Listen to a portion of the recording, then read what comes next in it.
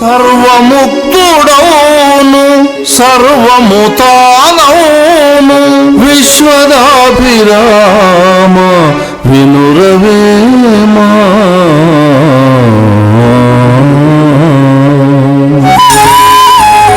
జీవహింసలకును చిక్కునా మోక్షంబు దేవుడనగా వేరే దేశమందున్నాడే.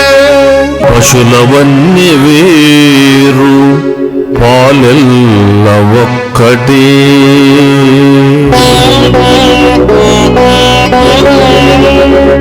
ఆత్మశుద్ధి లేని ఆచారమది ఎలా.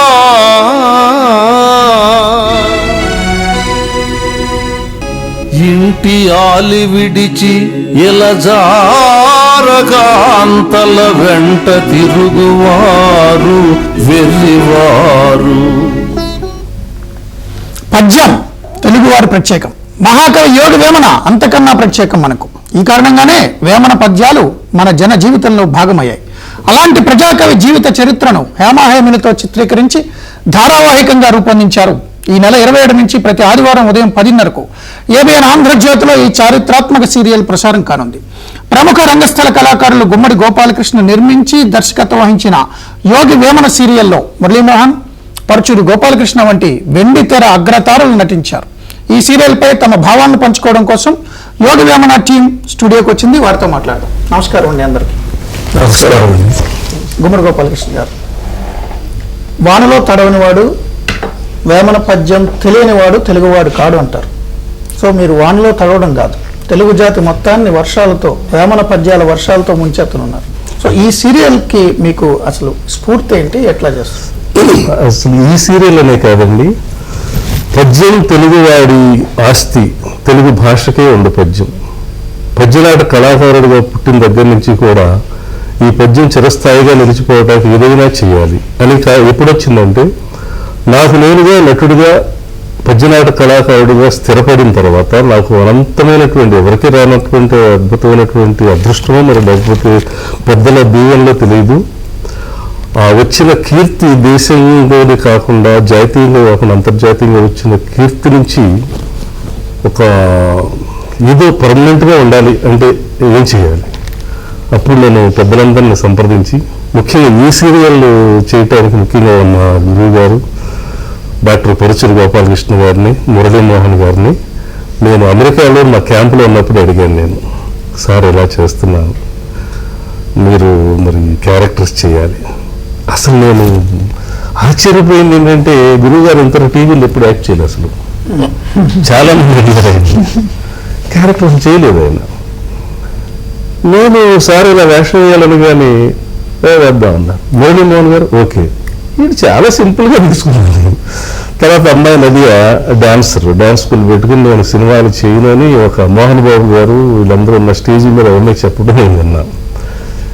నేను మా దామోదర్ ఐపీఎస్ గారు, మా డాక్టర్ కృష్ణయ్య గారు, మేమందరం కలిసి మాట్లాడుకుంటున్న సమయంలో నేను ఒక మాట అన్నా, సార్ ఆ అమ్మాయి అయితే డాన్సరు, చక్కని ఎక్స్ప్రెషన్స్ ఉన్నాయి, ఆ అమ్మాయి క్యారెక్టర్ చేస్తే మనకి విశ్వదకి బాగుంటుందంటే, దాని ఉందని మా దామోదర్ ఐపీఎస్ గారు వెంటనే ఫోన్ చేసి, ఏమన్నా అంటే మన సీరియల్లో చేస్తాను నా అమ్మాయి.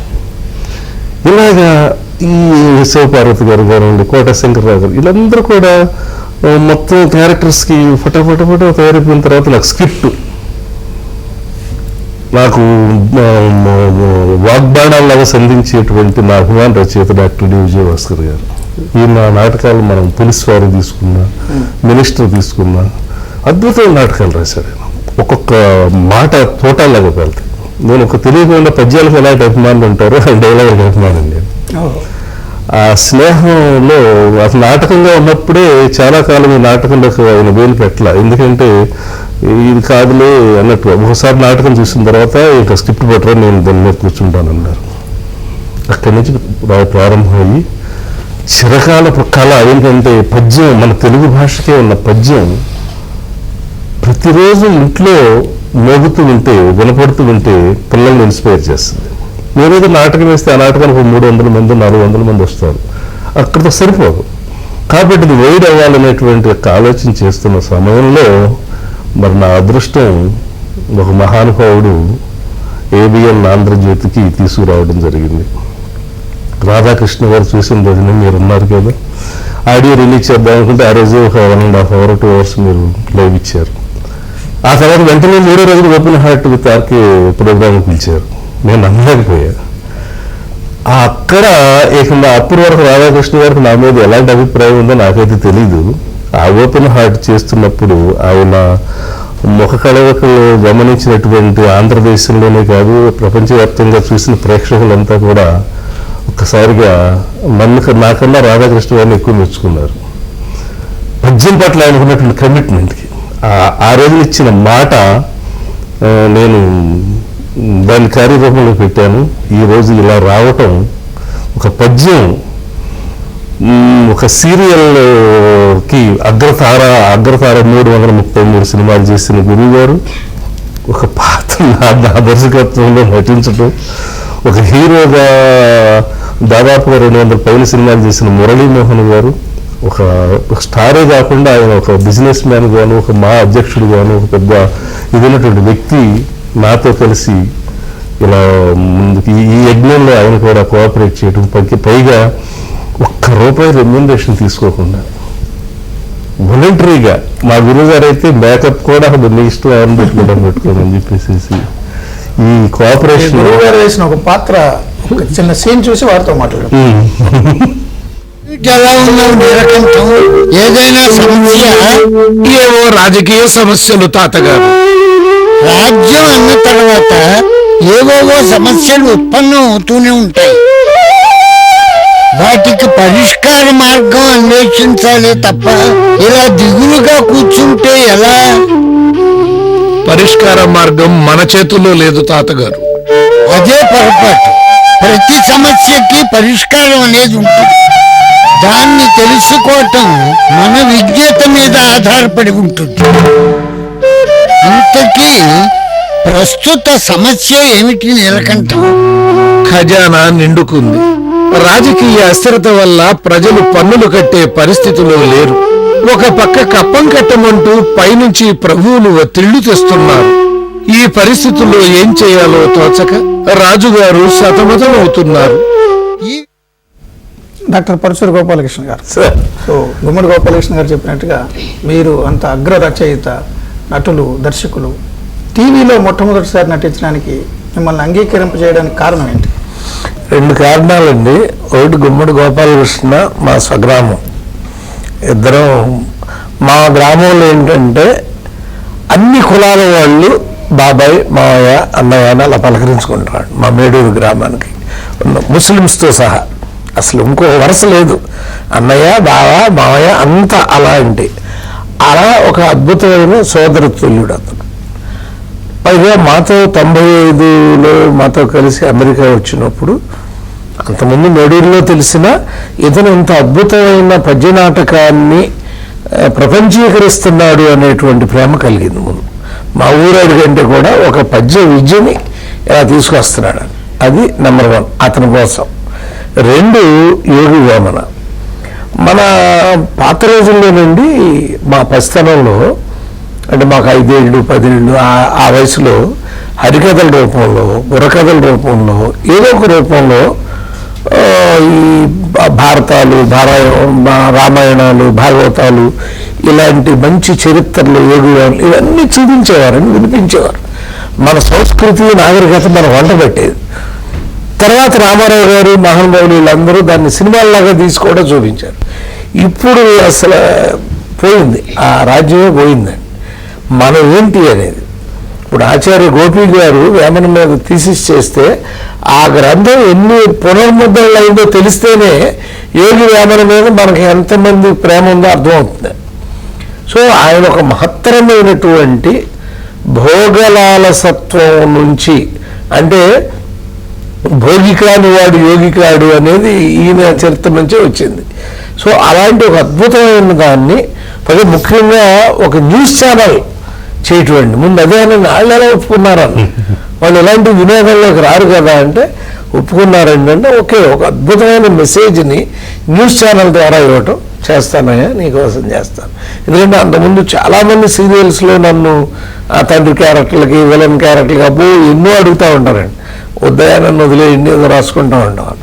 బట్ ఇది మాత్రం మళ్ళీ ఏ పాత్ర వేయాలి అంటే నీలకంఠ శాస్త్రి అన్నాడు. ఏమయ్యా నేను బ్రాహ్మణులాగా ఉండలేమో అని నాకు భయం. అంటే ఏం లేదు గురువు గారు, మీ వాచ్యం అంటే శుద్ధమైన వాక్ ఉంది చూడండి, ఆ వాక్ ఇప్పుడు చూశారు కదా మీరు ఎంత స్పష్టంగా, మీ ప్రత్యేక బాధ్యత. అదే అందుకని దానిలో మీరు దొరకరండి. అయినా ఎందుకంటే మంచిదాన్ని విగ్గు కూడా ఇలా ఆ స్త్రీలాగా అంటే కొంచెం చిన్నప్పటి నుంచి నేను రౌడీ ఫేస్ అంటాను నాది, అందులో నిజంగా భయం. మళ్ళీ ఆ రౌడీ ఫేస్ కి స్త్రీలాగా ఇలా అతను మంచి పాపడు చేశాడు. ఇది చేస్తే డౌన్ అయిపోతుందండి, ఆ తామసత్వం పోతుంది, రజస్సు పోయి సాత్వికత వస్తుంది. అలా అది రెండు పాత్ర ఏంటి అంటే చెప్పాడు. అప్పుడు నాకు అనిపించింది ఒక యోగి వేమన జీవితం ఒక గొప్ప మలుపు తీసుకోవడానికి ఈ పాత్ర కారణం, ఈ నీలకంఠ శాస్త్రి పాత్ర కారణం. ఓకే, రేపొద్దున ఇది వచ్చినప్పుడు ఈయన పని చేసి ఉండిపోతే అసలు ఈయన ఇలా అయ్యేవాడు కాదు, మనకి ఇంత అద్భుతమైన పద్యాలు మనకు వచ్చి ఉండేవి కాదు. అదే మలుపు తిప్పింది యోగి వేమన జీవితాన్ని. అదో ప్రేమ. ఈ రెండు కారణాల వల్ల అంగీకరించాను. అదే గారు మీరు గోపాలకృష్ణ గారు చెప్తున్నారు, అసలు మీరు సినిమాల్లో కానీ స్క్రీన్కి కానీ రాదలుచుకోలేదు, సంప్రదాయ నృత్యకారిణిగా స్కూల్ నడుపుతూ ఉన్నారు. సో మొదటిసారి ఈ సీరియల్లో బీటెక్ చదువుకుందండి.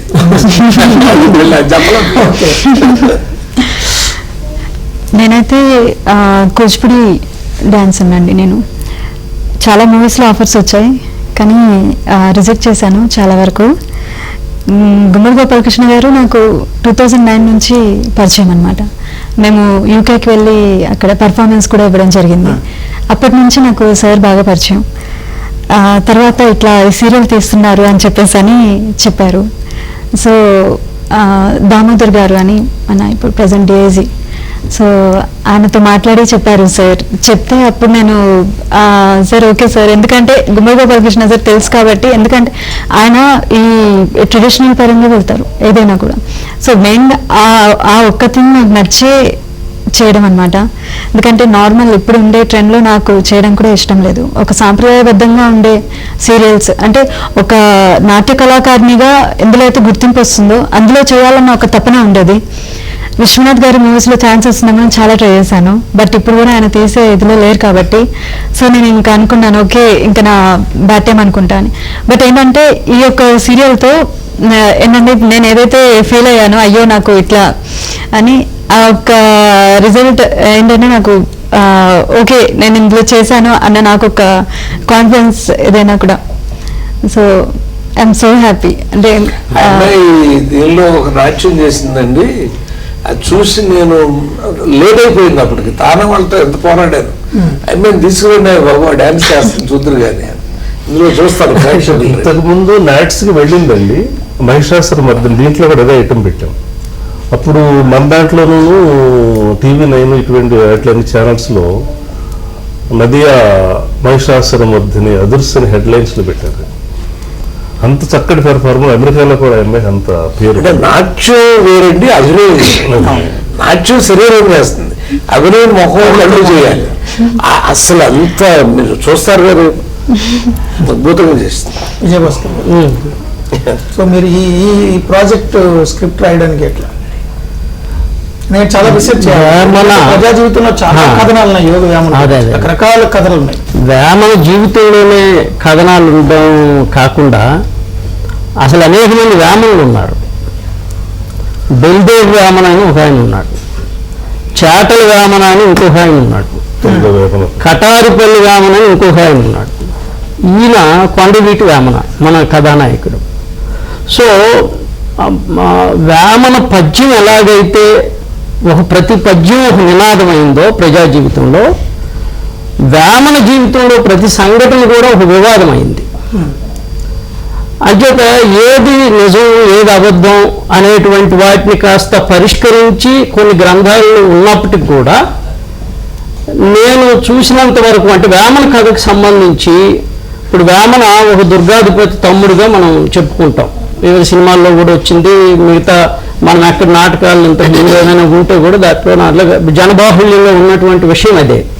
కానీ ఎక్కడ ఒక దుర్గాధిపతి తమ్ముడై ఉండి కాబోయేటువంటి రాజు అయి ఉండి రాజ్యానికి సంబంధించిన విషయాలు, రాజకీయానికి సంబంధించిన విషయాలు ఎక్కడ ప్రస్తావన లేదు.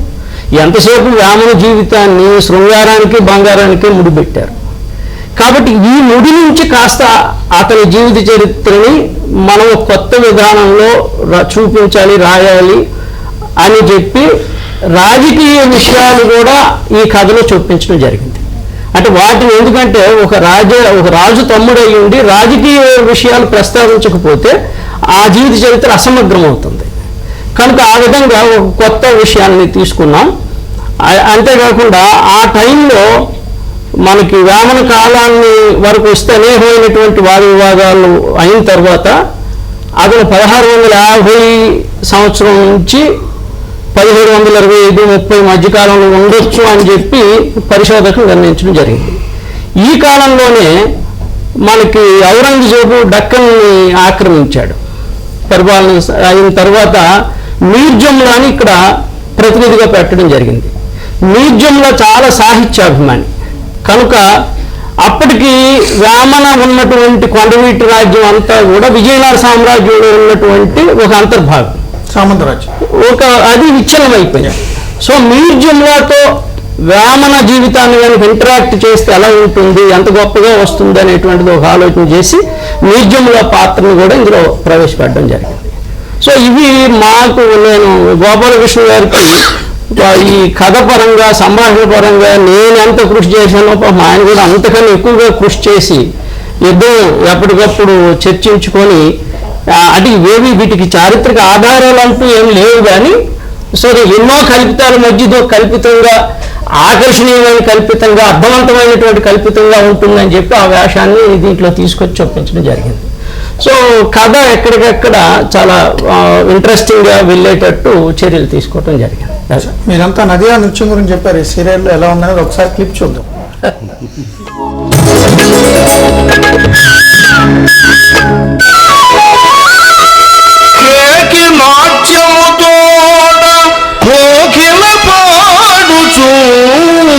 నిలయ విద్వాంసులై కొలువు చేయ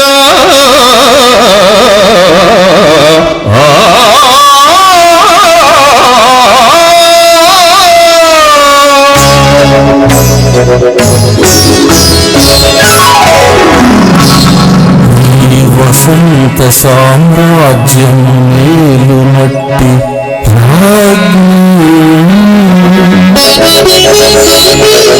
గైకోము ప్రేమ సామ్రాజ్య పీఠి వాటి చూపుల తూపుల కోడి నిలిచి వేమనార్యుడు పాడే నీ ప్రేమ గీతి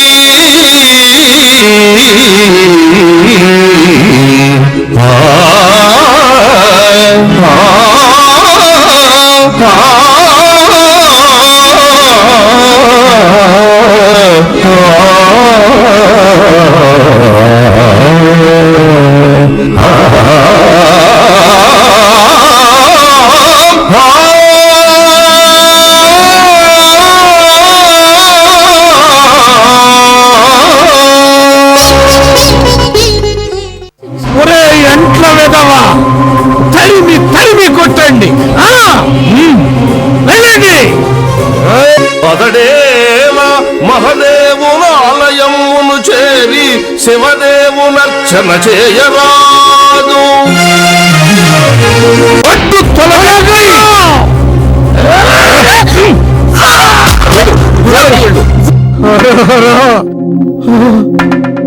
మొట్టమొదటిసారిగా పరమేశ్వరుడే అపవిత్రుడైపోయినాడు.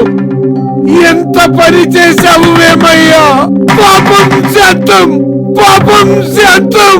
ఒరేయ్ పంచముడా, రారా బయటికి, పంచభూతేశ్వరుణ్ణి అవమానిస్తున్నావు, రారా. మేమే వచ్చాం.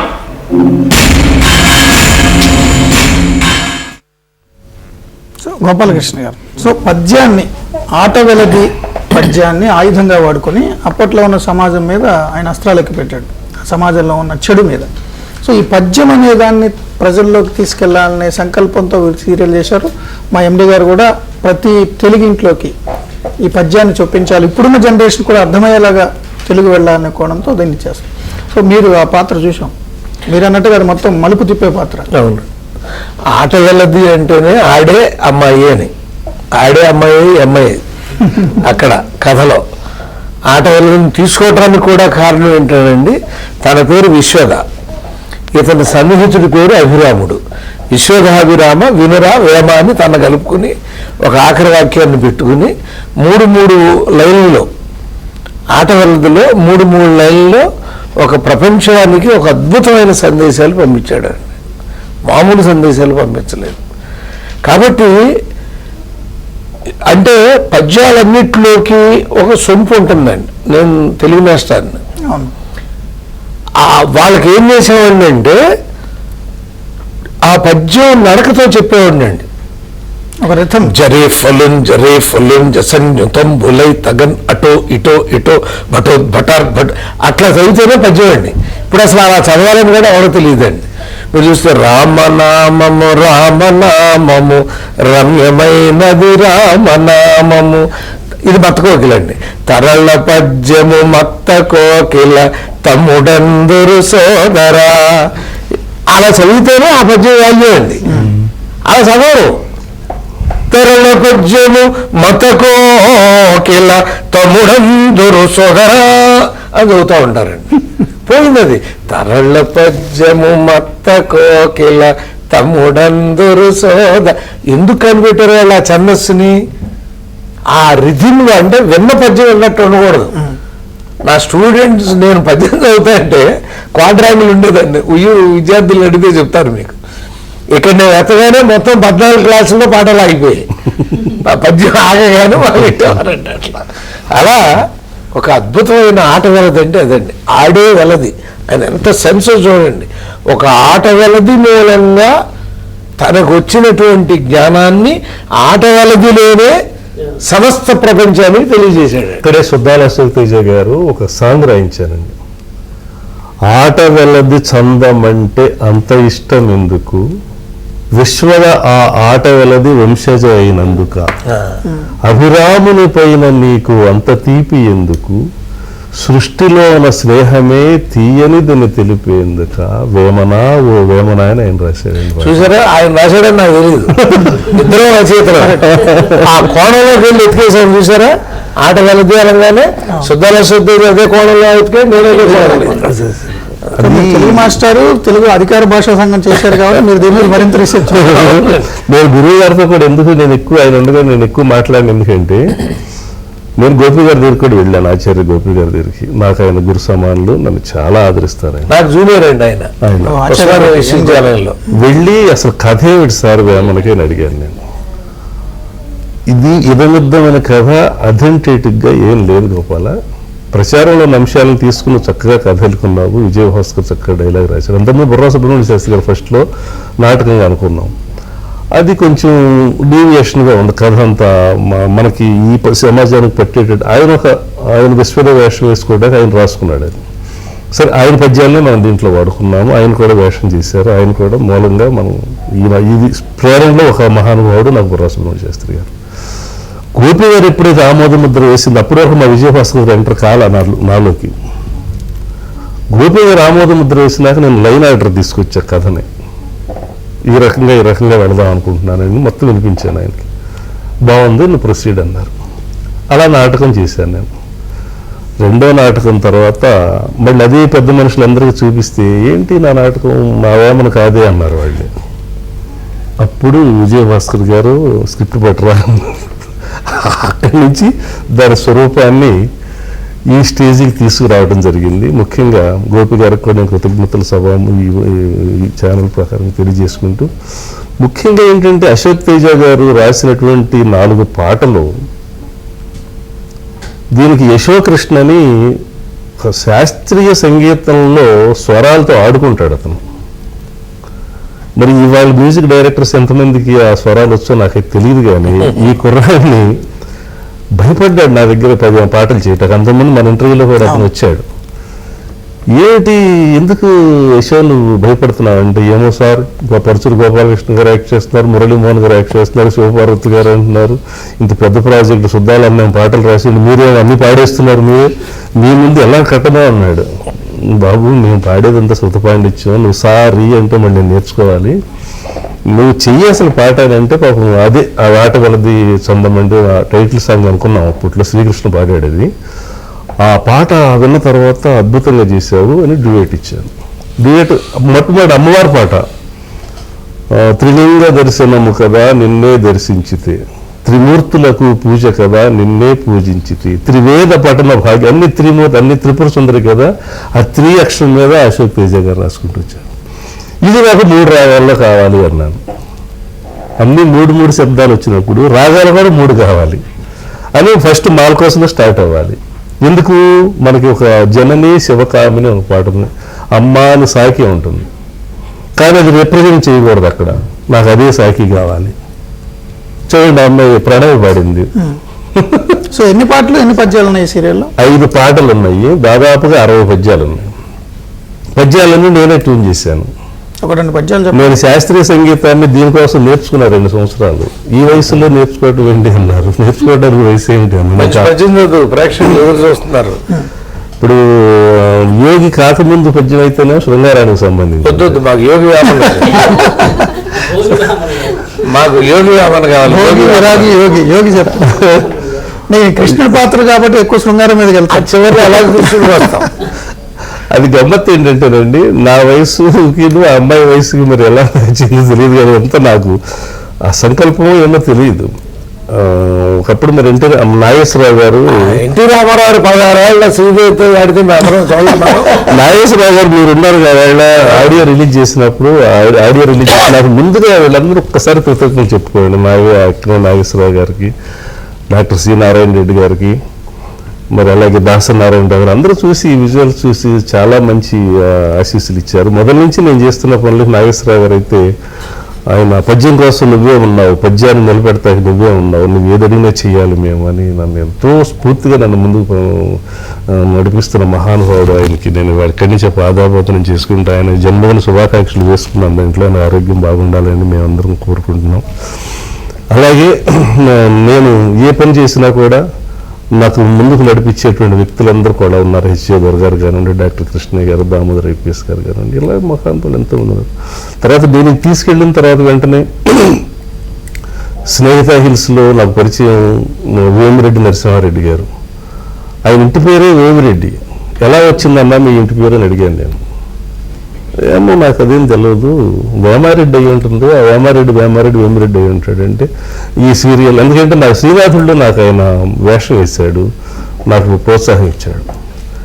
ఇది నువ్వు వేరే కాదు, నాకు కొంత నేను చేద్దాం అనుకుంటున్నాను ఈ సీరియల్కి అని చెప్పేసి ఆయన వాలంటీర్గా అంటే, లేదన్నా నీకు ఇది వేమిరెడ్డి ఎందుకు వచ్చిందో కొంచెం దాన్ని లింక్ చేస్తూ నేను ఒక యాడ్ తీస్తాను నీ మీద అని, నువ్వు ధార్మికంగా చేస్తూనే వెనకే ఉంటున్నావు, కొంచెం చేద్దామంటే ఏం చేస్తావు నాకు తెలియదు, నువ్వు చేసుకో అన్నాడు. ఆయనే స్పాన్సర్ చేస్తున్నారు.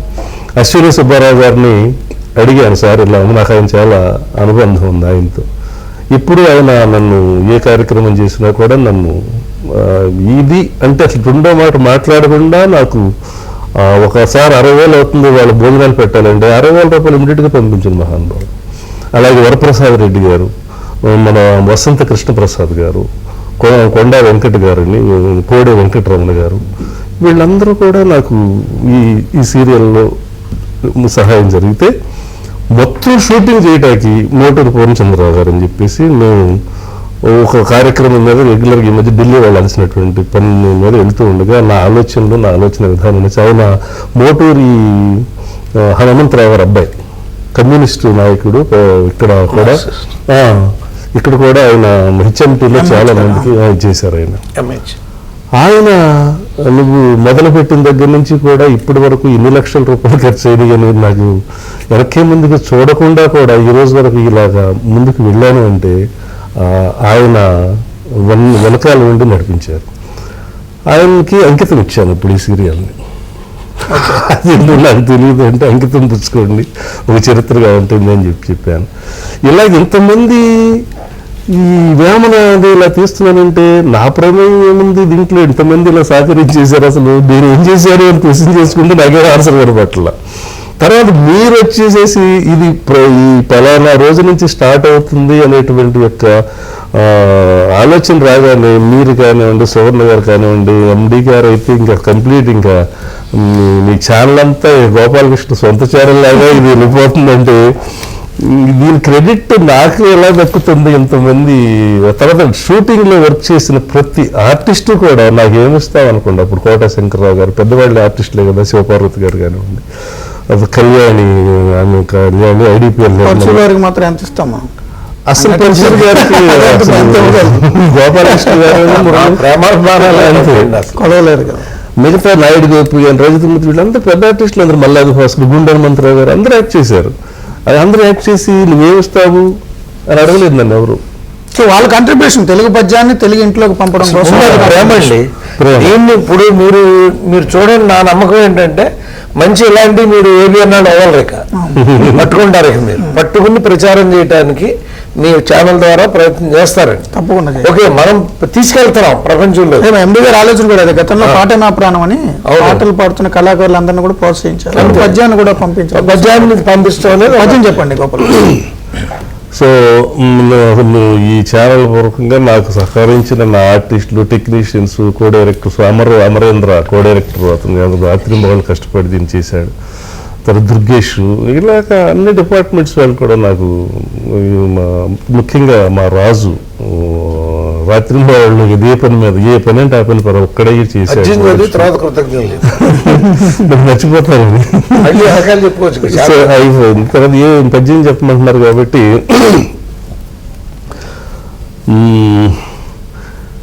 తల్లిదండ్రి మీద దయలేని పుత్రుడు పుట్టనేమి వాడు గిట్టనేమి, తల్లిదండ్రి మీద దయలేని పుత్రుడు పుట్టలేని వాడు గిట్టలేమి, పుట్టలోపల చద పుట్టదా గిట్టదా, పుట్టలోపల చద పుట్టదా గిట్టదా, విశ్వదాభిరామ వినురవేమా. అది తల్లిదండ్రుల మీద వచ్చిన ఎపిసోడు ఒక అద్భుతంగా వచ్చిందండి. వాళ్ళందరూ ఆ తల్లిదండ్రులు నిరాదరించటం, తల్లిదండ్రులు అంటే తొలి గురువులు, నీకు జన్మనిచ్చిన దేవుళ్ళు, వాడు బ్రతికినప్పుడు వాళ్ళు నిరాదరించి చచ్చిపోయిన తర్వాత ఇంత పిండాన్ని కాకులకి వేస్తే నేను రుణం తీరుతుందా అని క్వశ్చన్ చేశాడు. దీన్ని ఇంకొక రకంగా అనుకుంటున్నారు కొంతమంది, పిండం పెట్టడం తప్పనేటువంటి వేమని క్వశ్చన్ చేశాడేమో అని చెప్తున్నారు. కానీ మన కాన్సెప్ట్ ఏంటంటే చనిపోయిందా పిండం పెడితే ఏంటంటే అదే అశోక్ తేజ గారు రాశారు. తిండే పెట్టని కొడుకు పెండమెడితే ఫలమేంటని, ముహూర్తాలు నిజమైతే ముండమూతురెందుకని, తొట్టకులుత తొడచరచిన మొట్టమొదటి విప్లవ కవి అని చెప్పి రాశాడు మన తేజ గారు. చూడండి, మనం ఆలోచిస్తే ప్రతి వివాహం చాలా పద్ధతిగా చాలా 100 సార్లు ఆలోచించి ముహూర్తం. కొంతమంది ఎందుకు సరిపోతున్నారు, ఆ సంబంధం మరి 60 ఏళ్ళు ఎందుకు నిన్నట్లేదు, షష్ఠపూర్తి ఎందుకు చేసుకోవట్లేదు, అలాంటివన్నీ ప్రశ్నలు వేసాడండి ఆయన. ఏమన్నాడు మళ్ళీ ఇక్కడ వచ్చి, రాతి బొమ్మకేల రంగైన వలువలు గుళ్ళు గోపురములు కుంభములను కూడుగుడ్డ తాను కోరునా దేవుడు విశ్వదాభిరామ వినురవేమా.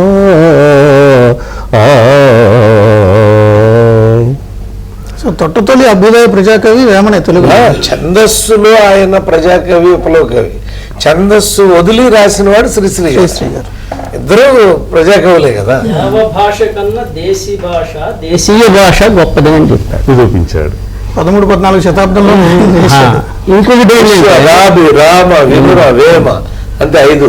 గోపాలకృష్ణ గారు ఇప్పుడు ఎలాగో పద్యాన్ని కాపాడడానికి, పద్యాన్ని ప్రతి తెలుగువాడి దగ్గరికి తీసుకెళ్ళడానికి తాపత్రయపడుతున్నారో, వేమన పద్యాలని సంరక్షించడానికి, సేకరించడానికి మొట్టమొదటి నడుము కట్టినటువంటి వాళ్ళు విదేశీయులే. సిపి బ్రౌన్ ఈ సందర్భంగా బ్రౌన్, దానికి ముందు దుబాయ్, తర్వాత ఫాదర్ లెగాక్ అని ఒక అతను, విల్యూరెంట్ అని ఒక పెద్ద ఫిలాసఫర్ ఉన్నాడు. ఆయన మానవ నాగరికత కథ అని ఒక గొప్ప గ్రంథాన్ని రాశాడు. అతను కబీర్ సాహిత్యాన్ని, వేమన సాహిత్యాన్ని తులనాత్మకంగా పరిశీలించి గొప్ప ఇంటర్నేషనల్గా అప్లాజ్ వచ్చేటువంటి కామెంట్స్ చేయటం జరిగింది. తర్వాత యుఎన్ఓ భాషల్లో తర్జుమా అదే యుఎన్ఓకి సంబంధించిన యునెస్కో అనేటువంటి సంస్థ మొట్టమొదట భారతదేశ కవుల్లో అంటే ప్రపంచవ్యాప్తంగా ఉన్నటువంటి మేటి కవుల లిస్ట్ అంతా సంపాదించడానికి ప్రయత్నిస్తే అందులో ఆ స్థాయిలో ఆ సరసన నిలబడగలిగిన వాళ్ళు వేమన అయితే, వేమన సాహిత్యాన్ని ప్రపంచ భాషలన్నింటిలోకి అనువదించి మొత్తానికి అందించడం జరిగింది. అది ఒక గొప్ప సంఘటన. అలాగే కేంద్ర సాహిత్య అకాడమీ వాళ్ళు నార్ల వెంకటేశ్వరరావు గారి చేత ఆయన జీవిత చరిత్ర రాయించి అది అన్ని భాషల్లో జరిగింది. ఇప్పుడు ఏం జరిగిందంటేనండి, వేమనని మనం తీసుకున్న సబ్జెక్టు ప్రకారంగా వేమన కథకు సంబంధించి రసవత్తరంగా చూపించేటువంటి సన్నివేశాలుగా ఎన్నుకున్న విధానం ఏంటంటే, మనం ఒక వేమన అనగానే ఒక దిగంబరంగా చివరిలో పద్యం చెప్పడం వరకే మనం వేమన్ని ఊహిస్తున్నారు. వేమనకి అప్పుడు ఒక డ్రామా పరంగా కానివ్వండి, ఒక విజన్ పరంగా, ఒక సీరియల్ పరంగా తీసుకుంటే ఒక అందాన్ని జోడించాం, మేము ఒక శృంగారాన్ని జోడించాం, ఒక చక్కటి ప్రతి ఫ్రేమ్లో కూడా ఒక సెంటిమెంట్. ముక్కెర ఎందుకు కోరింది ఆ అమ్మాయి, ముక్కెర కోరడే ఆ అమ్మాయి పడిన స్ట్రగుల్ ఏంటి, అసలు విశ్వదన మగటంలో ఎందుకు పెట్టాడు, అసలు అభిరాముడిని విశ్వదన ఎందుకు పెట్టాడు? డైరెక్ట్ గా పద్యం చెప్తే ఈ జనరేషన్ ఉంది కాబట్టి కొన్ని దినుసులు జోడించారు. ఎందుకు జోడించాల్సి వచ్చిందంటే, విశ్వద అనే ఒక వేశ్య ఎప్పుడైతే నీలకంఠ శాస్త్రి గారు ఫ్యామిలీకి, రాచ కుటుంబానికి అంకితమైన మనిషి, ఆయన ఏమంటాడు, నన్ను వాళ్ళ రక్తం కన్నా చూశాడు, ఉదం బ్రాహ్మణం ఉదం క్షాత్రం, నేను మాత్రం కాంప్రమైజ్ ప్రశ్న లేదు, నీ తమ్ముడు అని చెప్పేసి నువ్వు శిక్షించుకొని వదిలిపెడితే మాత్రం బాగోదు, నేను వదిలిపెట్టలేనండి, శిక్షిస్తాను. కానీ వాడు చిన్నవాడు అనేటువంటి ఏం తెలియని వాడు, అమ్మాయిలతో సరసలాడటం తెలుసా, అంటరాని మంది గుడిలో పెట్టడం తెలుసా, నన్ను గౌరవించడం మాత్రం తెలియదా, అంతమంది సమక్షంలో నా తలబదలు పెడితే ఆర్షధర్మం ఏమైపోవాలి, నా ధర్మాన్ని నేను ఈ మిగతాయన్ని నేను వదిలిపెడతాను కానీ నా ధర్మాన్ని కాపాడుకోవటానికి ఏదైనా చేస్తాను. ఇంట్లో ఒక్క తాతగారు ఒక్క మాట అంటాడు, ఏమిటి తాతగారు మీరు అనేది, అంటరాని వాడి దగ్గర తీసుకోమంటారా, ముద్దులు పెట్టుకోమంటారా అని చెప్పేసి డైలాగ్ వేసేసారు. అంటే ఆ రోజుల్లో ఆ ధర్మం మీద ఉన్నటువంటి అంకిత భావన క్యారెక్టర్ ప్రూవ్ చేస్తుంది. అలా చేసిన దాకా ఎప్పుడైతే ఇతన్ని గృహ బహిష్కరణ చేశారో, ఎక్కడికి వెళ్ళాడు, చోటకి వెళ్ళిపోయాడు, ఎక్కడో వెళ్ళిపోయాడు. వెతుక్కుంటూ వచ్చింది విశ్వద, వెతుక్కుంటూ వచ్చి మా ఇంటికి రండి అంది. నీ ఇంటికి అన్నాడు. ఏంటి పెద్ద గొప్పవాడిని అంటూ నా ఇంటికి అన్నావేంటి, మా ఇంటికి రాకూడదా? అలా కాదు విశ్వద, వస్తే అందుకు నీలో కూడా తేడా ఉంది, నేను వేసిననే కదా, కాదు పద వెళ్దాం అన్నాడు. వెళితే వాళ్ళ అమ్మ ఏం చేసింది, ఎడంకాలు లోపల పెట్టరు అయినా రానైనా, అక్కడ అవమానం స్టార్ట్ అయిపోయింది. ఒక యోగి అవటానికి ఒక స్త్రీని నాయకుడిగా చూడటం కారణం కాదు, అతని జీవితంలో చిన్నప్పటి నుంచి జరిగినటువంటి అనేకమైన సంఘటనల సమాహారం ఒక యోగ్యంగా మారుతాడు మన కథ ప్రకారం. ఎన్ని ఎపిసోడ్స్ అండి? ఇప్పుడు మనం 26 ఎపిసోడ్లు అనుకుంటున్నాము. ఈ వేమన కథకున్న సౌలభ్యం ఏంటంటే, 6 నెలలు ఈ పద్యాలు ప్రేక్షక దేవుళ్ళందరూ బాగా ఆదరిస్తే ఈ సీరియల్ తీసుకోవచ్చు, మనం ఇంకా తీసుకుని ఆయన పద్యాలు ఉన్నాయి, పంచుతో కథలు ఇప్పుడు 6 నెలలు మీరంతా తెలుగు ఇళ్లలో రెడీగా ఉన్నాం. మా విజయభాస్కర్ గారు కొన్ని ఏం చేస్తారంటే, మనం పద్యాలు స్ట్రైట్ గా చెప్పకుండా దానికి రోగిళ్లలో గుమ్మడి పాదాలు ఉంటాయి, మా గుమ్మడి ఇక్కడ ఒక పద్యంతో నాకు రాసింది. ఎందుకు, అల్ప బుద్ధివానికి అధికారం ఇచ్చిన దొడ్డవారు తొలగొట్టు, చెప్పు తినడి కుక్క చెరకు పెరుగుమా, విశ్వరాభిరామ వినురవేమా. ప్రతి 2 నెలల్లో విషయం చెప్పి 3వ దాంట్లో దాన్ని ముక్తాయింపు వేస్తాడు. చెరుకు ఈ పద్యానికి ఒక సందర్భం, ఒక సీను కావాలి, అది రాస్తే ఒక హాస్యపూరితమైన గుడికిలాగా రాయించుకుని ఈ పద్యం వచ్చి వేమని చెప్తాడు. ఇప్పుడు ఇంతమంది ఇంటి యాలు విడిచి పద్యం వేసాం మనం. అక్కడ ఒక విటుడు వెళ్ళి ఆ అమ్మాయి చుట్టూ వెళ్ళి పడుతుంటే ఆ అమ్మాయి డబ్బులు లేని రావద్దు అంటుంది. డబ్బులు ఏమి రావద్దు అంటే లేదు, డబ్బులు ఎక్కడ పెట్టిందో ఒకసారి చెప్పండి అది. ఇంట విడిచి ఇంటి ఆలి విడిచి ఇలా జారకాంతల వెంట తిరుగువారు వెర్రివారు, పంట చేలు విడిచి పరిగలేరిన ఎట్లు విశ్వద అభిరామ వినురవేమా.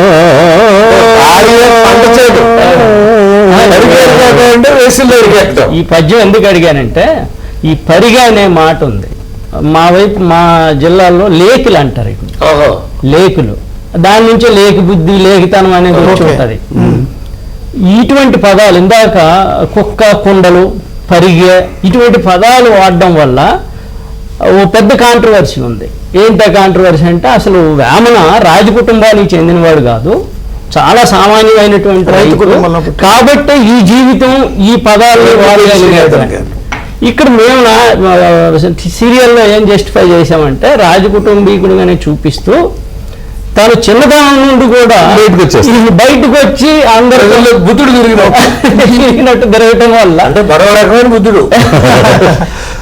పిల్లలతో ఆడుకుంటూ ఆడవాళ్ళు కలిసిపోతే చివరికి ఏ దగ్గరికి వస్తుందంటే, గుండె హనుమంతరావు గారి క్యారెక్టర్లో ఇతను ఎప్పుడైతే విశ్వదం చూసి ఒక్కసారిగా చూడటంతో అది గత జన్మ బంధానికి సంబంధించిన రిలేషన్స్ ఉన్నప్పుడు వస్తాయని చెప్పి సంకేతంగా ఒక్కసారిగా వాళ్ళిద్దరూ ప్రేమలో పడ్డ తర్వాత వీళ్ళు చూస్తున్నారని వాళ్ళ మదర్ ఏం చేస్తుంది, తలుపు వీళ్ళ మొహం మీద వేస్తే అతను ముక్కు పగిలిపోతుంది. వచ్చి బయటకు వచ్చి చేసి నా తక్కువేంటి వేమన ఎక్కువేంటి, నేను ఇంకొక ఇంటికి వెళ్తానని చెప్పి ఒక కామెడీ ట్రాక్ అలా నడుస్తూ ఉంటుంది అనమాట. అంటే అతను ఎప్పుడైతే వేళలో తిరుగుతున్నాడో రాసబిడ్డ అయినా కూడా ఇతను కూడా సామాన్యులుగా వాళ్ళు ఊహిస్తున్నారు.